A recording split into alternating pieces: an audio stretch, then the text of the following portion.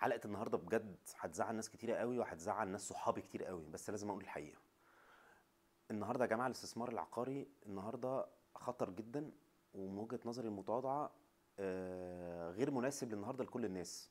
وخليني اوضح اكتر. النهاردة الاستثمار العقاري جوه القاهرة الكبرى، اللي هي سواء كان شرق القاهرة اللي هي القاهرة الجديدة، او ناحية الجيزة اللي هي ناحية الشيخ زايد وبنسميها نيو زايد. النهارده الاسعار بقت مبالغ فيها جدا، والعائد اللي هيجي لك من ورا الاستثمار ده هيبقى عائد ضئيل جدا، عشان السعر اللي انت بتشتري بيه بقى سعر عالي جدا. وزي ما احنا قلنا قبل كده، دايما الشراء، زي ما قلنا قبل كده، دايما المكسب دايما بيبقى في سعر الشراء، مش في البيع. دايما انت لما بتشتري حاجه بسعر كويس هتكسب فيها، لكن لما تشتري حاجه بسعر عالي جدا هيبقى صعب قوي ان انت تكسب فيها. الناس اللي اشترت من 3 سنين واربع سنين دول طبعا كسبوا، بس دول كسبوا لاسباب اخرى، تريجرز او مؤثرات اقتصاديه على المستوى الدوله، ملوش علاقه على مستوى السيكتور بتاع العقارات. انت لو كنت اشتريت اي حاجه في ال3 سنين دول كنت هتكسب فيها. لو كنت اشتريت كيلو نحاس، كيلو فضه، كيلو سكر، كيلو دقيق، عربيه، اي حاجه، لو كنت اشتريت حتى موبايل، كل حاجه كسبت. فبالتالي ده مش ادفانتج او مش ميزه للعقار، بالعكس. العقار ده اغلى حاجه انت بتشتريها في حياتك، اللي هم بيسموها بيج ايتم تيكت.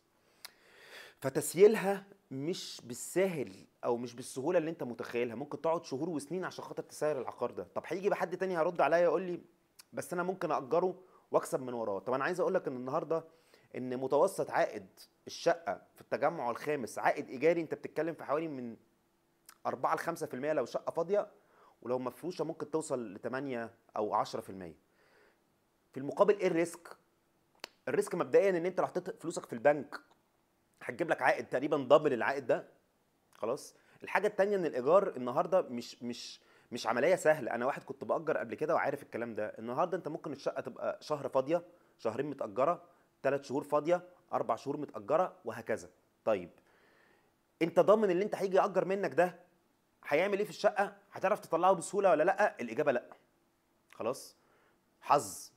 مهما حاولت ان انت تبقى حريص جدا في اختيارك للشخص اللي هيأجر منك الشقه، او حتى لو اديتها لشركه، تأكد ان ده مش ضامن كفايه ان الشخص ده هيبقى شخص ملتزم وحريص ان هو هيسيب الشقه في ميعاد عقده، او يلتزم بدفع الايجار في مواعيده.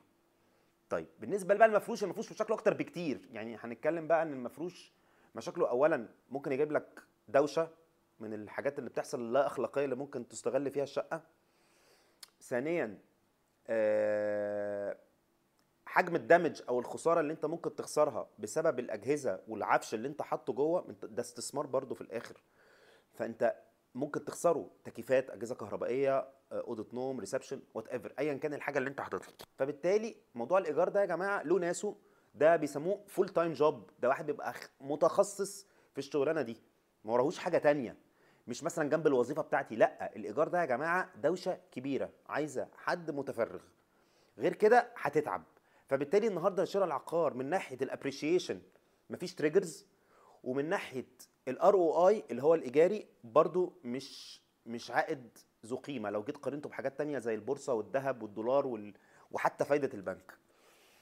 طب نعمل ايه النهارده؟ انا رايي النهارده انت ما تشتريش النهارده غير لو انت هتسكن، اللي احنا بنسميه التيرن كي. يعني هتشتري وتروح تستلم عشان تسكن.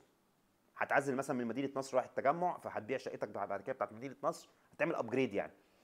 او لو انت مثلا هتشتري سكند هوم مثلا في العين السخنه او في الساحل الشمالي او وده هيبقى المصيف بتاعك. طيب هقول لك برضو نصيحتي المتواضعه جدا. انت حجم الفلوس اللي انت هتحطها في المصيف بتاعك ده، سواء كان في الساحل الشمالي او في البحر الاحمر، غير متناسب خالص مع العائد بتاعه. انت لو طلعت، انا هتكلم هنا على الساحل، هدي مثال على الساحل. انت الساحل لو قعدت فيه 40 ل 50 يوم في السنه وجيت حسبتهم، هيطلع لو كنت اجرته او لو كنت حطيت فلوس الوحده دي في البنك كنت سافرت بيها اوروبا وامريكا. انا بدي امثله حقيقيه يا جماعه، انا حسبتها كويس قوي وممكن ابقى اديكم الحسبه بتاعتها. مش هو ده العائد. العيب الوحيد بتاع ان انت ما يكونش عندك وحده في الساحل الشمالي او في البحر الاحمر، ان انت بتبقى مجبر ان انت ممكن ما تلاقيش حجز في المواسم، او الاعياد عامه بيبقى اسعارها غاليه وي وي وي وي وي وي, وي. ف